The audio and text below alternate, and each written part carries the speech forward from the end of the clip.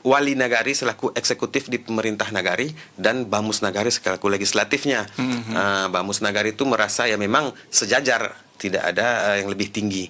Kalau wali nagari belum terpilih atau pilwana PJ, ya? masih PJ, dia Bamus itu harus melakukan penggalian gagasan di masyarakat dapilnya masing-masing.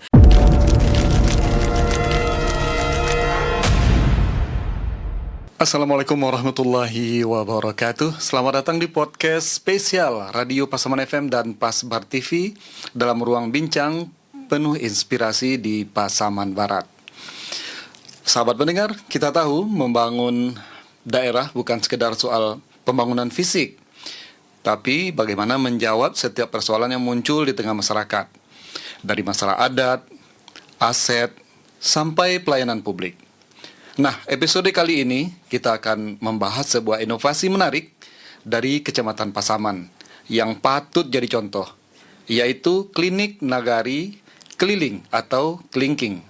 Sebuah terobosan yang bukan cuma mendekatkan layanan ke nagari, tapi juga menyelesaikan masalah-masalah krusial dengan pendekatan langsung dan gotong royong. Bersama saya di studio sudah hadir narasumber spesial kita dari pemerintahan Kecamatan Pasaman, Bapak Andre Afandi, Camat Kecamatan Pasaman. Assalamualaikum Pak Andre. Waalaikumsalam warahmatullahi wabarakatuh. Sehat Pak Andre? Alhamdulillah sehat. Jadi kalau Pak Camat nih biasanya Pak Andre namanya nih melekat biasanya Pak. Bahkan sampai sudah pensiun pun Masih. itu biasanya masih dipanggil Pak Camat. Pamong Pak, Pamong. Pamong ya Pak ya. Nah, Pak Andre sudah berapa lama Pak jadi camat? Kalau untuk Kecamatan Pasaman perdana di tahun 2018, kurang lebih bulan Maret 2018. Berakhir di tahun 2020 Januari, pindah ke DPMN jadi sekretaris keliling OPD. Di tahun 2023 jadi camat lagi, tapi di Kecamatan Talamau. Nanti di akhir 2024 kembali jadi camat Pasaman sampai alhamdulillah hari ini. Berarti kalau dihitung-hitung udah berapa tahun jadi camat ya? Kalau dari awal 2018 lama, cuman jarak 2 tahun pindah itu kembali lagi jadi camat Pasaman. Biasanya kalau jadi camat ini sampai dia berubah posisi masih dipanggil Pak Camat ya Pak? Ya, biasanya. Kecuali nanti kalau udah jadi sekda atau berubah atau menjadi bupati kan? Jadi berubah jadi Pak Bupati atau Pak Sekda. Nah, Pak Camat atau Pak Andre, ini kan ada inovasi mengenai klinik nagari keliling atau klinking, Pak. Mungkin Pak Camat bisa ceritakan latar belakang utama tentang apa yang menjadi ide latar belakang dari program ini, Pak Andre. Baik. Pertama, kami mengadopsi peraturan pemerintah nomor 17 tahun 2018 tentang kecamatan. Kami pelajari apa sih tugas-tugas pokok dan fungsi camat ini, karena selama ini camat itu adalah seorang pamong atau kepala wilayah. Setelah beralih pemerintahan kita ke era reformasi, jadi fungsi camat ini menjadi 2. Selain kepala wilayah, dia juga kepala OPD. Jadi yang dimaksud pamong itu adalah orang yang bisa mengemong. Pamong itu bisa mengemong dari seluruh lini masyarakat, termasuk seluruh permasalahan, mulai dari kepala desa, camat, lurah, bupati, gubernur. Itu mungkin jabatan pamong yang mungkin berbeda dari kepala-kepala OPD biasanya. Jadi dalam peraturan presiden tersebut, selaku pamong itu memang harus mengayomi dan seluruh organisasi baik negeri maupun swasta yang ada di wilayah kecamatan itu harus tetap berkoordinasi kepada camat, baik terkhusus mungkin pemerintahan desa dan kelurahan itu di bawah koordinasi camat. Bedanya kalau pemerintah kelurahan itu sifatnya pemerintah, bukan pemerintahan. Itu berada di bawah garis komando dengan camat.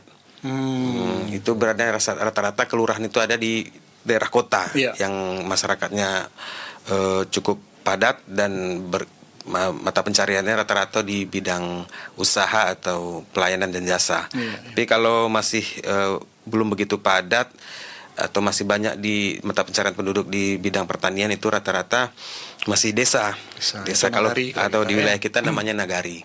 Kalau nagari itu punya pemerintahan pemerintahan itu punya DPR atau wakil rakyat yang bisa disebut BPD kalau di desa atau BAMUS kalau di nagari, Badan Permusyawaratan Nagari. Ya, jadi berangkat dari situ kita mempelajari tupoksi bahwa peran camat ini memang harus betul-betul bisa membina, terkhusus di nagarinya, di wilayah nagarinya.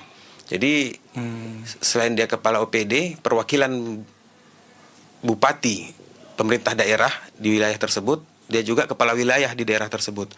Jadi apapun keluhan yang ada di penyelenggaraan pemerintahan di tingkat nagari itu harus berkoordinasi dengan camat, dan camat adalah sebagai ibaratnya orang tua, tempat bertanya, tempat berkoordinasi jika ada mungkin hambatan-hambatan dalam penyelenggaraan pemerintah nagari. Jadi berangkat dari situ kami berpikir kira-kira kalau mungkin, dan kita juga Kecamatan Pasaman ini kami melihat kalau ide ini mungkin waktu kami Camat Talamau setelah pemekaran dari 3 nagari Talu, Kajai, Sinurut, sekarang sudah pemekaran menjadi 7. Karena 7 nagari di Talamau itu kami melihat tidak begitu banyak. Permasalahannya pun kalau pemerintah nagarinya berkoneksi dengan camat gampang ketemunya. Enak kalau ketemu gitu. Cuman kalau dengan Kecamatan Pasaman dari 3 nagari Lingkung Awo, Awo Kunyang dan Ayah Gadang dimekarkan menjadi 16 nagari.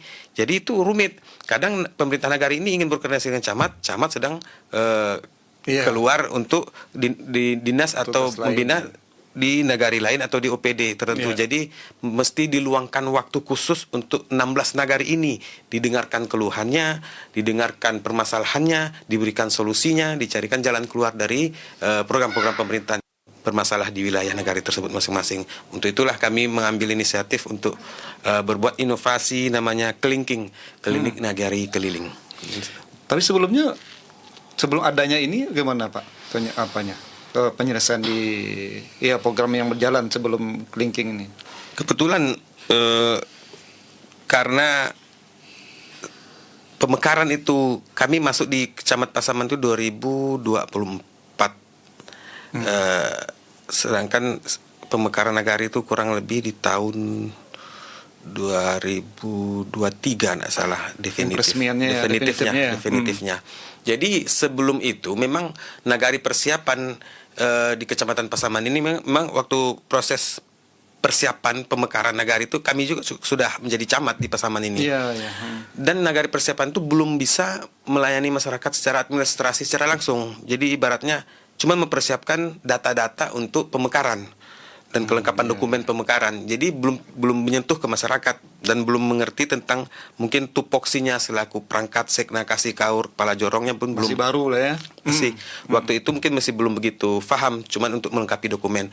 Nah, karena pemekaran itu pemekarannya pun baru definitif, jadi nagari yang sudah mekar dan definitif ini sudah mulai melayani masyarakat. Nah, di situ juga kami melihat karena beberapa perangkatnya baru, termasuk lembaganya pun baru, ada BAMUSnya, ada LPMN-nya, Karang Tarunanya. Jadi disitulah peran kami untuk memahamkan mereka dengan tupoksi-tupoksi masing-masing. Habis itu juga nagari baru juga dengan dari induknya mungkin kadang ada permasalahan administrasi yang belum selesai mengenai pelimpahan aset mungkin atau mengenai batas-batas wilayah mungkin. Jadi di situ kami masuk selaku pembina di kecamatan. Nah, bagaimana sistem kerjanya Pak untuk menerapkan program Kelingking ini di nagari-nagari itu? Jadi pertama dengan beberapa pengaduan kadang karena 16 nagari wilayah Kecamatan Pasaman kami merasa seperti besar juga ya. Seperti dokter yang berkonsultasi Pak. Sekarang sering ketemu ketika kami berada di tempat konfirmasi pemerintah nagari, Pak, kami BAMUS nagari ini ingin menghadap mengenai permasalahan ini, silahkan. Ketika kami datang ternyata ada wali nagari yang lain dengan perangkatnya datang juga dengan permasalahan yang berbeda. Ada wali nagari datang juga antri Pak, seperti dokter konsultasi ke dokter gitu. Jadi kalau dihadapi seperti ini, kami juga punya kegiatan-kegiatan kadang yang undangan rapat tertunda jadinya tertunda. Jadi untuk membagi waktu kami minta jadwal. Jadi ketika kami klarifikasi, pertama di apel gabungan kami akan menyampaikan di apel gabungan itu seluruh nagari hadir dan UPT yang ada di wilayah Kecamatan Pasaman, kami sampaikan ada program ini. Jadi seluruh nagari silahkan menyurati kami untuk meluangkan waktu apa yang bulan apa dan hari apa yang paling bagus di wilayah masing-masing. Setelah kami menerima masukan dari masing-masing nagari, kami buat jadwal. Jadwal kunjungan ya ke nagari. Jadwal untuk kunjungan. Kunjungan itu nanti kami sampaikan ke masing-masing nagari. Ketika pertama kali klinik nagari ini launching, kami masih khusus ke pemerintah nagarinya, belum masuk ke lembaga dan bamusnya. Karena kami akan memahamkan perangkat nagari tentang tupoksinya dulu. Ada berkaitan dengan nagari baru ini ya Pak? Ya, karena dengan nagari baru. Jadi tahun 2024 pertama kali kita laksanakan itu khusus pemerintah nagari, wali nagari, sekna kasih kaur dan kepala jorong dulu khusus. Dari itu saja dulu. Itu saja dulu. Jadi setelah jadwal ada, kita kunjungi, kita briefing semua permasalahan yang ada di khusus pemerintah nagari. Nah, di jadwal kedua setelah 16 nagari itu kita datangi dan selesai satu putaran, seluruh permasalahan itu kami catat menjadi notulen.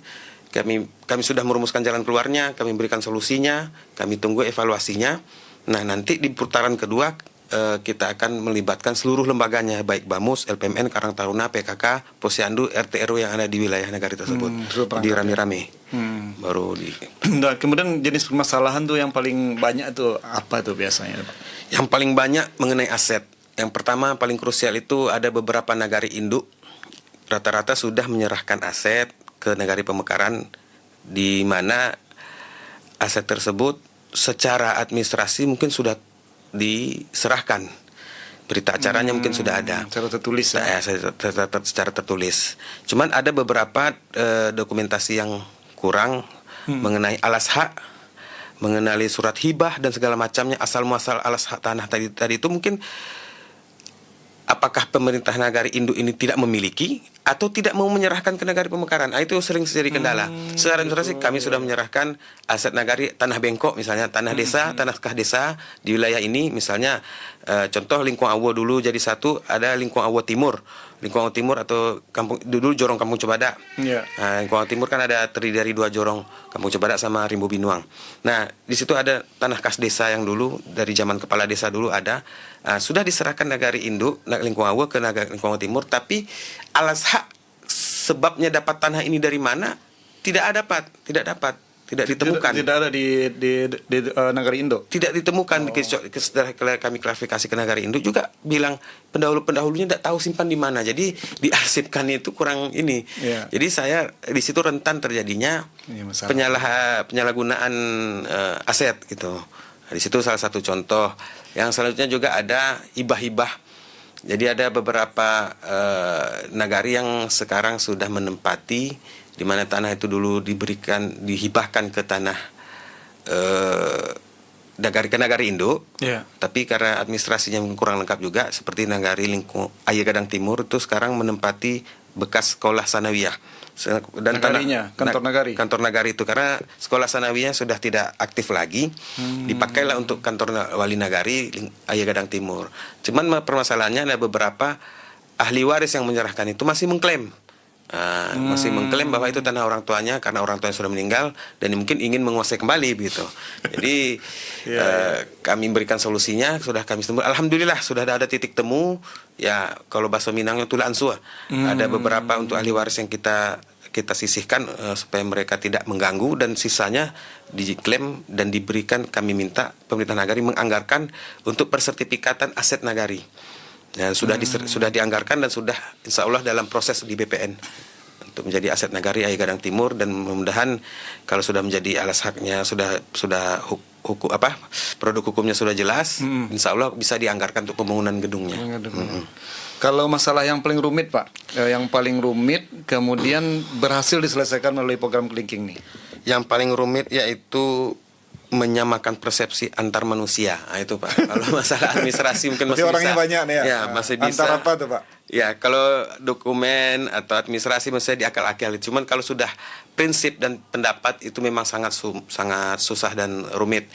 Contoh ego sektoral antara wali nagari selaku eksekutif di pemerintah nagari dan Bamus nagari selaku legislatifnya. Bamus nagari itu merasa ya memang sejajar, tidak ada yang lebih tinggi. Ketika pembahasan, kalau sekarang kan banyak pemerintah nagari yang tidak tahu tahapan perencanaan nagari. Sebenarnya tahapan perencanaan itu termasuk masyarakat dan lembaga itu banyak yang kurang tahu, dan selalu saya ketika kegiatan apapun di nagari saya selalu sampaikan, perhatikan proses perencanaan. Kalau nagari belum definitif, dia harus kalau wali nagari belum terpilih atau masih pilwana, PJ ya? masih PJ, dia Bamus itu harus melakukan penggas, penggalian gagasan, di masyarakat dapilnya masing-masing. Nah, kecuali wali nagari itu sudah pilwana dan definitif, wali nagari hanya menjabarkan APB negara itu dari RPJM nagarinya. Hasil visi misi dia terpilih jadi wali nagari, dia menjabarkan visi misinya itu di RPJM nagari gitu. Tapi karena kami masih PJ, dia harus tahapan dulu penggas. Setelah penggas kita ada RDS, Rumah Desa Sehat, yang mengumpulkan seluruh data kesehatan tentang pendidikan. Setelah RDS itu seluruh orang, baik Posyandu, PKK, KPM, kader KB, sama bidan desa, bidan jorong, termasuk puskesmas, itu harus menyamakan persepsi tentang rumah data sehat. Setelah itu harus mengadakan FGD, fokus grup diskusi tentang stunting, tentang data kesehatan juga disatukan. Karena banyak yang meleset datanya, ada yang bilang ini stunting, ini bilang gizi buruk, tapi petugas lain bilang tidak, memang ini orang tuanya pendek gitu, memang orangnya kurus gitu kan. Jadi harus disamakan persepsi dulu antara petugas medis kesehatan dengan kader-kader kita di bawah lembaga-lembaga yang mengurus kesehatan. Setelah RDS kita FGD, kita rembuk stunting. Setelah rembuk stunting kita musnah perencanaan pembangunan, yang musnah itu dipimpin oleh Bamus. Setelah musnah perencanaan pembangunan, dikumpulkan seluruh data-data hasil penggas, hasil RDS, FGD, rembuk stunting menjadi satu data yang ternyata ini loh gambaran nagari kita. Ternyata di sisi kesehatannya ini yang kurang, di sisi pendidikan ini yang kurang, di sisi pembangunan fisik ini yang butuh. Masyarakat butuh misalnya banyak angka pengangguran, banyak angka pendidikan yang putus sekolah dan segala macamnya. Jadi dari hasil data itulah diadakan musrenbang tingkat nagari. Nah, setelah musrenbang barulah dilakukan namanya evaluasi APB nagari. Dibuatlah APB nagari dan kami akan mengevaluasi di tingkat kecamatan. Setelah evaluasi APB nagari, klarifikasi RKP dulu, klarifikasi RKP, evaluasi APB, barulah disahkan APB nagari untuk tahun selanjutnya. Jadi itu yang banyak mungkin kurang paham, sehingga mungkin Bamus bilang, kenapa apa yang saya usulkan dalam penggas itu kok tidak ada di APB? Hilangnya di mana? Begitupun para kader Posyandu mungkin, PKK mungkin, kok kenapa ini kami butuhkan apa? Ya kembali semua kepada anggaran. Anggaran itu di sumber utama di negara itu ada dua sumber, ada ADD, ada EDN, alokasi dana desa dari Kemendes. Sesuai dengan IDM, Indeks Desa Membangun, pembagiannya ada alokasi dana nagari dari APBD. Itu 10% dari APBD dibagi ke seluruh 90 nagari yang ada di wilayah Pasaman Barat, sesuai dengan Indeks Desa Membangun juga. Jadi fight tuh Pak, kalau seandainya terjadi seperti tadi itu, saya Bamus dia anggarannya harus harus lolos itu ya? Ya, betul. Jadi ada beberapa yang namanya kita manusia mungkin ada membawa kepentingan pribadi, ada membawa kepentingan kelompok. Nah, ada beberapa kami temukan pengaduan-pengaduan, termasuk kegiatan pembangunan fisik, mungkin ada oknum, ada kepentingan kebunnya di situ, mungkin ingin membuat jalan usaha tani ke wilayah situ. Kami tidak masalah, tergantung jumlah penerima manfaat. Kalau memang cuma kebun oknum tersebut saja, mungkin tidak pantas untuk dibangunkan jalan. Tapi kalau memang masyarakat butuh dan punya kebun di daerah situ sekian kakak, boleh juga kita pertimbangkan. Jadi setelah itu kami klarifikasi, ada bersitegang lah antara Bamus sama pemerintah nagari. Pemerintah nagari bilang ini kepentingan pribadi, ini segala macam. Tapi kita klarifikasi, kita tidak mendengar sepihak, kita klarifikasi ke lapangan. Ternyata di daerah tersebut adalah masuk kategori hutan lindung. Jadi saya bilang kalau sudah seperti ini, apapun alasannya tidak diperbolehkan. Akhirnya salah satu yang bersikeras itu mengalah jadinya. Karena ketika mereka membantah, rasa setara dan tidak ada yang mau mengalah. Tapi kalau sudah masuk kecamatan, itu sudah arahan Pak Camat katanya. Jadi mungkin ada lebih tinggi yang bisa mengarahkan, mungkin yang bisa jadi penengah gitu. Sehingga kegiatan itu tidak bisa dipaksakan. Jadi akhirnya selesai Pak ya? Selesai dan dialihkan ke kegiatan yang lebih dibutuhkan masyarakat sesuai dengan tahapan perencanaan tadi. Nah, bagaimana tuh Pak respon dari pemerintahan nagari itu terhadap program yang sudah berjalan dari klinik? Alhamdulillah beberapa ini Nagari menyatakan sikap, ada juga secara tertulis mungkin, tapi tidak pernah kami posting, merasa sangat terbantu dengan klinik Nagari itu. Karena klinik Nagari itu tidak cuma kita berikan solusi, terus kami lepaskan Nagari untuk bekerja seperti yang kami sarankan. Karena dikawal ya. di jadwal berikutnya kami evaluasi lagi sampai di mana. Misalnya contoh mengenai membuat alas hak sertifikat tanah yang sudah diibarkan tadi. Sampai di mana sekarang? Sampai di tahap penganggaran, Pak. Kami sudah anggarkan di anggaran perubahan untuk sudah berapa koordinasi enggak sama BPN? Sudah, Pak, dengan biaya mungkin pengukuran dan retribusi sekitar 3 juta 4 jutaan. Sudah dianggarkan, sudah. Pak Bamus bagaimana, Pak Bamus? Sudah setuju enggak? Sepakat enggak ini? Sepakat, Pak Camat. Oke, kalau sudah sepakat, nanti ketika anggaran sudah disahkan, silahkan hubungi langsung kalau bisa tahun ini keluarkan sertifikatnya. Nah, contoh itu harus itu. Di putaran berikutnya, mana saya ingin melihat sertifikat. Jadi betul-betul dikawal, betul-betul dikawal sampai selesai.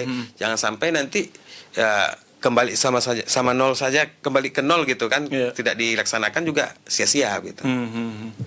Kemudian bagaimana strategi tim kelingking ini solusi itu berjalan tuh, Pak? Jadi setelah kita melaksanakan putaran jadwal pertama, di situ nampak kelihatan tentang permasalahan apa di Nagari ini yang jadi masalah. Nah, nanti di putaran berikutnya, mungkin kalau yang rutin kami bawa itu kasih pemerintahan yang mendampingi kami awal. Nah, ketika nanti di satu wilayah, contoh di Nagari Air Gadang Timur ada pendirian depot gas LPG. Di situ juga ada polemik, ada permasalahan dengan masyarakat. Nanti dengan di kelingking jadwal berikutnya itu kami membawa kasih terantip. Gitu. Kami didampingi oleh kasih terantip sama kasih. Nanti bagian di Nagari itu ada permasalahan tentang sulitnya masyarakat dalam pelayanan administrasi kependudukan. Ada beberapa masyarakat mungkin belum tercatat di catatan sipil. Kami nanti didampingi oleh kasih admindo. Dari catatan sipil? Tidak, kasih admindo di kecamatan. Di kecamatan ya. Kecamatan. Ada juga nanti tentang pembangunan fisik, mungkin paling banyak tuh kegiatan pembangunan fisik, apalagi ketahanan pangan. Itu anggaran ketahanan pangan di Nagari sesuai dengan Juknis dana desa, minimal 30% dari dana desa itu untuk ketahanan pangan, itu minimal. 30% dari jumlah Dana desa. Kalau misalnya 1 miliar, minimal 300.000 untuk ketahanan pangan. 300 ini ya, 300 juta. Ya. Nah, kalau 300 juta itu minimal, boleh 400 juta, boleh 500 juta. Jadi Nagari karena itu diwajibkan dalam Juknis dana desa, susah juga, takut karena anggaran ini besar, jangan sampai ada kesalahan yang membuat temuan. Jadi itu di situ banyak kami ketika kelingking menyampaikan keluhan, Pak, siapa kita berikan, Pak? Kita ketahanan pangan ini ada hewani, ada nabati. Kalau ada nabati ini misalnya tanaman, siapa yang cocok mengelolanya, Pak? Siapa yang bisa mengelola ini? Kalau hewani misalnya seperti ayam, itik atau segala macamnya. Jadi itu juga harus diberikan briefing pemahaman. Kadang kami juga membawa pendamping desa. Ada PLD di bawah Kemendes, pendamping lokal desa, ada juga pendamping desa PD di kecamatan, ada juga tenaga ahli. Contoh yang sangat susah itu di Negara Induk Lingkung Awu, itu langsung tenaga ahlinya datang, ada buktinya kemarin langsung PD, PLD, TA kabupaten yang datang untuk mendampingi kami bersama-sama menyelesaikan masalah tadi. Ya, terkhusus mengenai ketahanan pangan yang sangat, apalagi Lingkung Awu itu kan Negara Induk, anggaran dana desanya lebih besar dibanding Nagari Pemekaran, dan ketahanan pangannya kemarin ada tertunda di tahun berikutnya karena ada beberapa yang belum sepakat tentang kelompok pengelolanya. Di tahun sebelumnya itu kurang lebih ada 400 juta, sehingga di tahun berikutnya menunggak. Kalau tahun berikutnya menunggak, tidak bisa dilaksanakan dengan alasan teknis, kesepakatan belum dapat, sehingga uangnya itu numpuk di tahun berikutnya. Kalau tahun berikutnya 400, berarti 800 juta, harus dilaksanakan di tahun berikutnya. Jadi itu kami membawa TA, PD, PLD, tenaga ahli pendamping desa, pendamping lokal desa, bersama seluruh jajaran termasuk Bamusnya, kita rapatkan, kita dudukkan bagaimana solusinya membagi dengan anggaran yang besar ini. Jadi ketahanan pangan, kami di Kecamatan Pasaman membedah tentang Juknis, Permendes tentang Juknis ketahanan pangan, dan Kepmendes tentang ketahanan pangan, dan menyamakan persepsi. Karena masing-masing negara itu berbeda persepsi tentang siapa yang akan mengelola ketahanan pangan ini dan bagaimana bentuknya. Jadi kemarin singkat cerita hasil rapat kami, mungkin arahan dari beberapa OPD, ketahanan pangan itu dikelola oleh kelompok. Kelompok tani. Karena ini berdasarkan masyarakat. kelingking juga ini. Ini dasarnya dari kelingking juga. Oh, iya, Tiap-tiap iya. kelingking itu ini Beda-beda. terus ditanyakan ini kalau ayam kita begini Pak, kalau tumbuhan kita padi kita begini. Jadi Iya. dikumpulkan masalah. Jadi kami kumpulkan seluruh nagari. Kita minta DPMN datang, Dinas Pertanian, Perkebunan, Perikanan dan tenaga ahli. Kami samakan khusus Kecamatan Pasaman. Kami merumuskan bahwa ketahanan pangan ini ada arahan dari OPD, diarahkan dikelola oleh kelompok. Cuman kami berbeda persepsi. Mohon maaf, Bapak OPD yang menyerahkan dalam evaluasi APB negara itu kan di bawah OPD nanti di DPMN. Yang Saya bilang, berkaitan kalau Dinas Pertanian, Dinas Perikanan mungkin itu diarahkan karena kementeriannya beda. Kementerian Perikanan, Kementerian Pertanian, memang mungkin arahan kementerian itu ke kelompok tani. Tapi ini dari dana desa. Sedangkan dari dana desa ini dalam juknis dana desa tentang ketahanan pangan kami tidak melihat ada diserahkan ke kelompok, bahkan di situ diarahkan ke Bumna yang akan mengelola. Atau Bumna yang ngelola. kalau diarah menurut pendapat kami, jadi kan menafsirkan Permendes ini juga perlu menyamakan persepsi kita gitu. Jadi itu yang kami rasa kurang cocok dengan OPD teknis. OPD teknis yang mengarahkan seperti Dinas Pertanian, Dinas Perkebunan, Dinas Perikanan gitu kan, Iya. ke kelompok tani gitu. Kami mungkin lebih mengarah ke juknis itu yang juknis dana desa yang tentang ketahanan pangan itu ke Bumna. Kecuali Bumna Nagari itu sudah jelas tidak ada atau belum terbentuk atau mangkrak, tidak jalan, mungkin alternatif lain ke kelompok tani. Berarti kalau Bumna nggak diusaha ya Pak ya? Atau Ya. bisa berputar jadinya? Harus Bang? diputarkan. Jadi Oh, gitu. kami sampaikan ke Nagari, poin penting dalam penyamangan persepsi tentang ketahanan pangan itu adalah berkelanjutan. Jangan sampai anggaran ketahanan pangan yang minimal 30% tadi kalau Habis gitu aja ya, seperti 1 air miliar 300 juta habis sekali pengadaan. Seperti membuang garam ke laut Ya, harus ada asas keberlanjutan. Jadi dalam usaha itu harus disisihkan pertama untuk bibit berikutnya, untuk pakan berikutnya, atau pemeliharaan kandang berikutnya kalau dia hewani. Jadi dia akan berlanjut terus dan seterusnya. Tapi kalau dengan Bumna, kalau itu ke kelompok tani. Tapi kalau Bumna yang mengelola, Bumna harus cari keuntungan dan ada juga diupayakan untuk pendapatan asli nagari di situ. Jadi berkembang deh ya. Berkembang harusnya seperti itu yang kami mau. Asli nagari. Nah jadi itu kesepakatannya akhirnya gimana Pak dengan apa tadi itu? Itu kesepakatan notulennya sudah kami sampaikan ke DPMN. Kami sebenarnya mengarah hasil itu menjadi pedoman DPMN dalam membuat perbub tindak lanjut dari Kepmendes. Jadi Permendes di bawahnya ada Kepmendes. Kalau bisa diatur lagi dengan perbub yang lebih rinci supaya negara itu satu persepsi, Karena satu Nagari pendapat. ini karena baru itu Pak. Ya? Mungkin karena baru beberapa dan ketahanan pangan termasuk baru. Termasuk program baru. Iya Pak Prabowo ya. Selama Pak Prabowo kita mau. Akhir Pak Jokowi. Akhir Pak Jokowi. Ya. Karena waktu kami camat sebelumnya pun belum pernah ada dari dana desa itu untuk ketahanan pangan. Oh, Itu sebelumnya baru nggak juga ada. kurang lebih mungkin mulainya 2023 ketahanan pangan ini baru. Itu 2023 yang dapat dana anggaran ketahanan pangan dari dana desa itu cuma Nagari Indo. Dana Nagari Pemekaran itu mungkin 2024 baru mulai. Oh, baru 2024 ya. Berarti 1 tahun lah baru Pak. Ya? Ya, karena dana desa itu masuk ke Nagari Pemekaran di 2024 setelah definitif. Jadi sebelumnya Nagari Pemekaran itu cuma dapat ADN. Untuk ADN itu kan alokasi dana negara dari APBD itu untuk siltap. Itu kecil ya. Untuk siltap atau yang wajib atau penghasilan tetap gaji, Ya. ATK, listrik. Berarti Itu belum ada kegiatan. belum ada kegiatan itu dari APBD itu ADN. Nah, dapat ADD termasuk ketahanan pangan itu di 2024 baru bisa Nagari Pemekaran. Nah dari analisa Pak Andre sendiri dari program kelingking ini kan kalau saya dengar tadi itu banyak sekali ya manfaat dari dari program kelingking ini sehingga banyak masalah-masalah yang diselesaikan lah masalah di tingkat nagari. Nah apakah program kelingking ini bisa direplika ditiru oleh kecamatan lain atau daerah lain tuh Pak? Baik, Seperti apa menurut? karena mungkin kami ibaratnya sudah sangat lama menjadi camat. Kami juga sebelum jadi camat Pasaman sebelum ini di tahun 2018-2019 itu kami juga membuat inovasi yang namanya Arjuna, arisan jamban, 1 jamban per nagari dalam seminggu dibangun untuk mengentaskan stunting dan mencapai ODF, Open Defecation free atau bebas buang air besar sembarangan. Nah, jadi itu beberapa inovasi seperti itu. Kemarin waktu kami membuat inovasi Arjuna, itu Dinas Kesehatan menyambut baik dan melakukan sosialisasi dengan kami selaku narasumber. Sosialisasinya itu seluruh nagari dan seluruh camat se-Pasaman Barat waktu itu tahun 2000 duplikasi ya. Untuk direplikasi waktu ya. tahun 2019 direplikasi di wilayah masing-masing. Ya, mungkin maksud Dinas Kesehatan kalau bisa diterapkan Arjuna ini di tempat kecamatan yang ada di Pasaman Barat gitu. Nah, banyak juga di kecamatan yang membuat inovasi itu tentang administrasi kependudukan. Tapi kalau menurut kami, kalau administrasi kependudukan sekarang mungkin banyak menjadi tanggung jawab Disduk Capil. Kami di kecamatan dengan alat rekam, dengan sumber daya yang ada, banyak yang sudah rusak, yang sudah tidak bisa lagi dipakai untuk melakukan perekaman.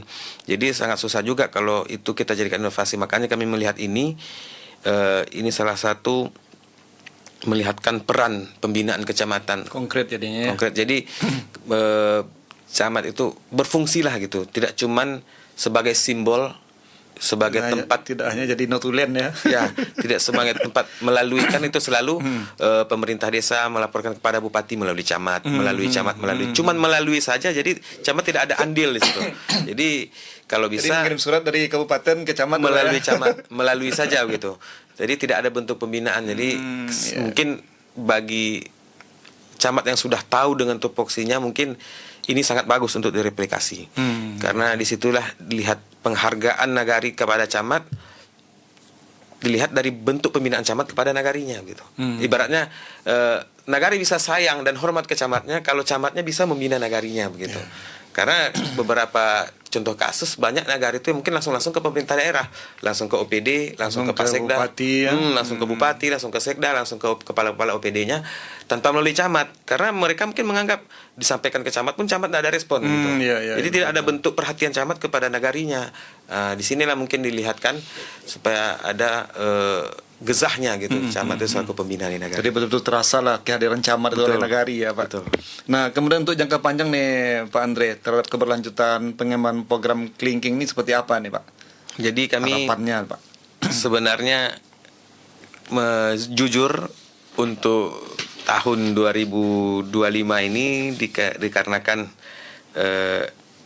efisiensi anggaran atau defisit APBD. Camat ikut juga defisit. Semuanya Pak, semuanya defisit seluruh instansi pemerintah apapun bentuknya. Kalau di nagari mungkin tidak begitu terasa karena masih ada ADD dari pusat dari Kemendes. Tapi dari sisi ADN mereka kewalahan juga. ADN itu untuk yang wajib siltap, penghasilan tetap, gaji, listrik, ATK itu ADN. ADN ya. Terpaksa berkurang karena APBD defisit gitu. Nah, kami pun terkendalanya itu karena ada 16 nagari yang harus kami jelajahi satu persatu bersama dengan rekan-rekan perangkat kecamatan, kasih kawur, terus juga BBM memang tidak dianggarkan lagi di tahun ini, memang habis semua. Tidak ada lagi BBM rutin, BBM perjalanan dinas, termasuk uang jalan perjalanan dinas pun memang dinolkan, memang tidak bisa dianggarkan. Jadi kami pun menyampaikan ke nagari untuk sementara mungkin Kelingking ketika ada yang urgen saja baru kami bisa turun ke bawah. Atau mungkin bisa juga dimanfaatkan digitalisasi Pak Camat. Rencana maksudnya itu kayak seperti Halo Dokter itu ya. Pengembangan ke depannya bisa pakai telepon gitu atau pakai voice apa gitu. Memang pengembangan ke depannya ya kalau bisa, karena kita masuk era digital ya, kalau bisa digitalisasi untuk pelaksanaan konsultasi koordinasi dari kecamatan dan nagari itu kalau bisa ya tanpa harus kita hadir di situ. Cuma ada juga perbedaannya gitu. Ada kehadiran kita di sana mungkin suasananya lebih kekeluargaan gitu dibanding kita dengan psikologinya memang beda juga. Ya, secara psikologi memang beda. Cuman karena kondisinya seperti ini mungkin kita akan mengarah ke arah digital atau via online gitu. Minimal membantu ya namanya. Karena keterbatasan tadi kan. Ya. Baik, Pak Andre, terima kasih banyak. Luar biasa, banyak insight yang dapat kita ambil di kesempatan perbincangan kita kali ini. Alhamdulillah. Dan terima kasih kehadirannya di studio Radio Pasaman FM dan Pasbar TV. Pendengar, inovasi klinik nagari keliling atau Kelingking benar-benar jadi bukti bahwa kolaborasi, silaturahmi, dan pendekatan langsung ke masyarakat bisa menyelesaikan persoalan yang tak terjangkau hanya lewat meja kantor. Semoga program seperti ini bisa terus dikembangkan, dijadikan inspirasi untuk kecamatan lainnya di Pasaman Barat atau mungkin bahkan di Sumatera Barat. Terima kasih kepada narasumber kita hari ini, Bapak Andre Afandi, Camat Pasaman, dan tentu saja untuk semua pendengar setia podcast spesial Radio Pasaman FM dan Pasbar TV tentunya. Sampai jumpa di episode berikutnya dan tentunya dengan bahan yang lebih menarik lagi seputar Pasaman Barat dan inovasi sosial lainnya. Saya Taufik Adrian mohon diri. Wassalamualaikum warahmatullahi wabarakatuh.